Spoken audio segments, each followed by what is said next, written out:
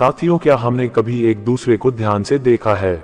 यदि नहीं देखा तो हमें एक दूसरे को ध्यान से देखना चाहिए, जिससे कि हम जान पाएंगे कि हम में से प्रत्येक के गुण अलग है।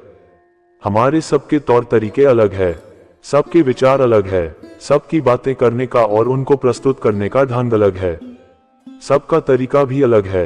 अगर हम अपने आप को एक श्रेणी में बांध कर रखते हैं तो हम कभी भी अपने आप को व्यक्त नहीं कर सकते। साथियों, इसे इस बोध कथा के माध्यम से जानते हैं। तो आइए वीडियो शुरू करते हैं। साथियों, यह एक बौद्ध भिक्षु की जिंदगी का किस्सा है। एक बार वह अपने कई शिष्यों के साथ नदी के किनारे से दूसरे गांव जा रहे थे। वहां उन्होंने देखा कि एक मछुआरा अपना मछली पकड़ने वाला जाल डालकर पानी में बैठा हुआ है। जैसे ही वह उससे मछुआरे के पास से निकले तो एकाएक रुक गए। उन्होंने अपने सभी शिष्यों को और अनुयायियों को पूछा कि क्या तुम इस मछुआरे के पास जाकर देख सकते हो कि उस मछुआरे के जाल में कितनी मछलियां फंस गई है और किस प्रकार की मछलियां फंसी हुई है, वह क्या कर रही है। बौद्ध भिक्षु की आज्ञा मानकर सभी शिष्य उस मछुआरे के पास चल पड़े और वहां जाकर उन्होंने देखा कि उस जाल में अनेक प्रकार की मछलियां फंसी हुई थी। वह शिष्य वापस आए तो बौद्ध भिक्षु ने अपने शिष्यों से पूछा, बताओ वहां कितने प्रकार की मछलियां देखकर आए।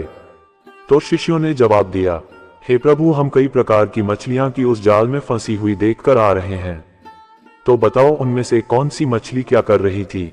बौद्ध भिक्षु ने बड़ी उत्सुकता से पूछा। तो शिष्यों ने जवाब दिया कि वहां पर कई मछली ऐसी थी जो कि जाल में एकदम से सुस्त होकर पड़ी हुई थी। वह ऐसे लेटी हुई थी जैसे कि उन्हें कुछ करना नहीं है। वे मृतप्राय जान पड़ रही थी। और दूसरी किस्म की मछली ऐसी थी जो उस जाल में से निकलने के लिए कुछ हाथ पैर मार रही थी। वह उसमें तड़प रही थी, लेकिन वह जाल में फंसी ही हुई थी। और तीसरी किस्म की मछलियां वह थी जो बहुत हाथ पैर मार रही थी और हाथ पैर मारते हुए उस जाल से बाहर निकल गई और नदी के अंदर चली गई। तब अपने शिष्यों को समझाते हुए बौद्ध भिक्षु ने कहा कि बिल्कुल हम इंसान भी कुछ ऐसे ही जीते हैं। हम में से कुछ लोग ऐसे होते हैं जो मोह माया के जाल में फंसे हुए रहते हैं। वह सोचते हैं कि वह इस जंजाल से निकल ही नहीं सकते। वह उसी जंजाल में टिके रहते हैं और उसी दुनिया में मस्त रहते हैं और अपने कार्यों में लगे रहते हैं। उन्हें कभी भी यह ख्याल नहीं होता कि वह किस मोह माया के जंजाल में फंस चुके हैं। ऐसे लोग सबसे ज्यादा पाए जाते हैं। फिर कुछ ऐसे लोग भी होते हैं जो थोड़ा सा समझते हैं कि वह इस मोह माया के जंजाल में फंस चुके हैं, वह संसार के जाल में फंस चुके हैं। वह बहुत थोड़ा हाथ पैर मारने की कोशिश अवश्य करते हैं, लेकिन जब हाथ पर मारते हुए वे थक जाते हैं तो फिर से उसी दुनिया में चले जाते हैं। और उनमें से कुछ लोग ही उस जंजाल से बाहर निकाल पाते हैं, बाकी उसी में रह जाते हैं, क्योंकि उन्हें मालूम ही नहीं होता कि हाथ पैर आखिर मारने कैसे हैं, उस कार्य को करने का सही तरीका क्या है। उन्हें मालूम ही नहीं होता कि वह बाहर कैसे निकल सकते हैं। और फिर ऐसे लोग भी हैं जो कि खूब हाथ पैर मारते हैं, अपने जंजाल से निकलने की बहुत कोशिश करते हैं और खूब खोजबीन करते हैं कि हम इस जंजाल से कैसे निकल सकते हैं और उनकी जिंदगी का मकसद क्या है, आखिर वे इस पृथ्वी पर क्या करने आए हैं, उन्हें मनुष्य जन्म क्यों मिला है, हमें करना क्या है और क्या नहीं करना है। ये सभी उन्हें हाथ पैर मारते हुए ज्ञात हो जाता है। कभी वह हाथ पैर मारते हैं, कभी यहाँ जाते हैं, कभी उसके पास जाते हैं, कभी कहीं और जाते हैं। और उनमें से चंद लोग ऐसे भी होते हैं जो जंजाल से निकल जाते हैं, मुक्त हो जाते हैं। इस पर शिष्यों ने भिक्षु से पूछा, हे प्रभु, ये तो 3 किस्म के मनुष्य हुए जो कि एक तरह से मोह माया के जंजाल में फंसे हुए हैं, लेकिन आप तो कह रहे थे कि हम में 4 किस्म के मनुष्य होते हैं। तो आप उसके विषय में भी बताए कि वह कौन से मनुष्य है।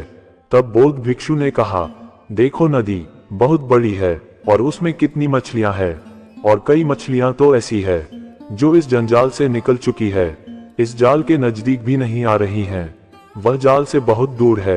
ऐसे ही कुछ लोग हम में से होते हैं जो हमेशा मोह माया के जाल में नहीं फंसते, ना ही भटकते हैं। इसलिए हम सभी को इस किस्म का इंसान बनना चाहिए, क्योंकि वही इंसान अपने जीवन में सफल होता है जो मोह माया को त्याग देता है, और तभी उसे मुक्ति मिलनी भी संभव होती है।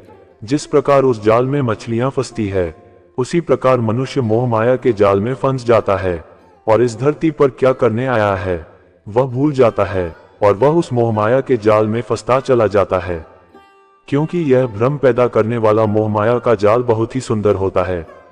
वह अपनी ओर आकर्षित करने वाला होता है, क्योंकि यह भ्रम का जाल होता है, मोहमाया का जाल होता है। इसलिए इस जाल से दूर रहने वाला व्यक्ति सदैव मुक्ति के मार्ग पर आगे बढ़ता चला जाता है। आपको यह वीडियो कैसी लगी कृपया कमेंट करके बताएं। वीडियो अच्छी लगी हो तो चैनल को सब्सक्राइब और लाइक करें। आप देख रहे हैं बुद्धम शरणम गोइंग यूट्यूब चैनल। फिर मिलते हैं अगली वीडियो में।